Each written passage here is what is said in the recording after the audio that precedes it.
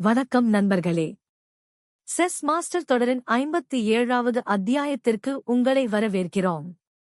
இன்று நாம் மிகவும் ஆக்ரோஷமான ஃப்ரைடு லிவர் அட்டாக்கை பார்க்கப் போகிறோம். வெள்ளை தனது ராஜாவின் சிப்பாயை E4க்கு நகர்த்தி ஆட்டத்தை தொடங்குகிறது. கருப்பு E5 என்று பதிலளித்து மையப்பகுதியை கட்டுப்படுத்துகிறது. வெள்ளை தனது குதிரையை F3க்கு நகர்த்தி E5 சிப்பாயை தாக்குகிறது. கருப்பு தனது குதிரையை C6க்கு நகர்த்தி சிப்பாயை பாதுகாக்கிறது.